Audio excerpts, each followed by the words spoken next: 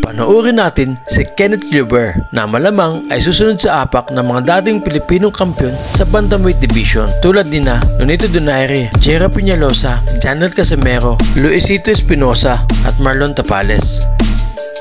Nagsimula na ang laban, gigil na gigil ang bawat isang boksingero. Unang nakapagpatama si Kenneth Liober ng kalawang straight. Muling nagirian at tila di nag-aksaya ng oras si Kenneth Liober na muling nagtapo ng kaliwa, ngunit bahagyang na-block ni Kurihara ang suntok. Sobrang agresibo si Kenneth Liober, tila dinodomina ang laban na bumabato ng counter punch habang nanatiling maiingat sa laban si Kurihara na nag-aabang ng tiyempo.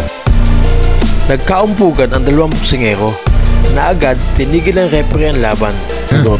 It can happen.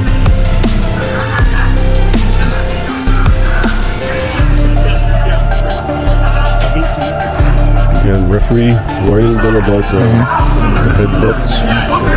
Si Keta Kurihara ay nakakuha ng reputasyon sa Cebu matapos patalsikin ang dating world title challenger na si Froilan Saludar noong 2024 sa North Star Resort and Casino. Si Kenneth Liober ay nananatiling composed. Nabunga ba ito ng malalakas na right straight at mga well-timed counter.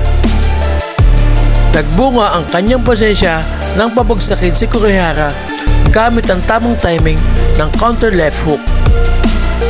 Ayon nga sa Tapology Community Prediction, si Kurihara ay dihado sa laban na may bababang 13% na mananalo sa laban, samantalang si Kenneth Liober ay may 87%. Panoorin natin. See, this is where Kurihara's veteran, being a veteran comes in. No? You can see him, he's stalking, but he's slowing down the fight. No? Yes. He's coming in very, very patient. In the case of Kenneth Liober naman, he's very relaxed, very patient, very confident dito sa laban to, which is good.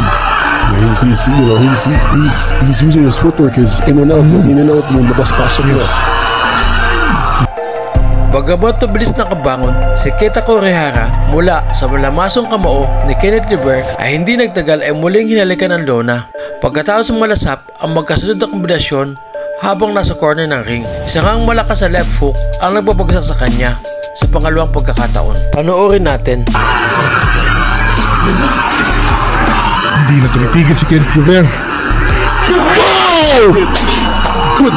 Nakaamoy si Kenneth Liober na bibigay na sa Kurihara. Di na nag-aksaya ng oras na sinilyuhan ni Kenneth Liober ang panalo sa pamamagitan ng isang malakas na kombinasyon ng jab straight na nag-udyok sa referee na ihinto na ang laban.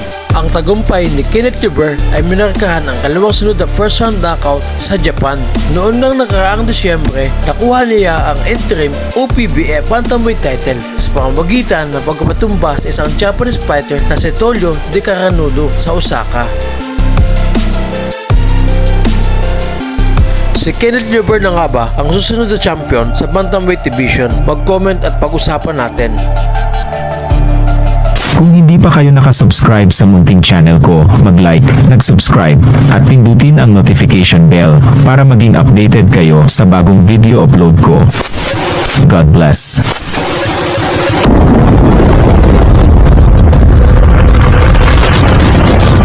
Please like and subscribe to keep you guys updated with the Pinoy boxers that I'm going to feature next.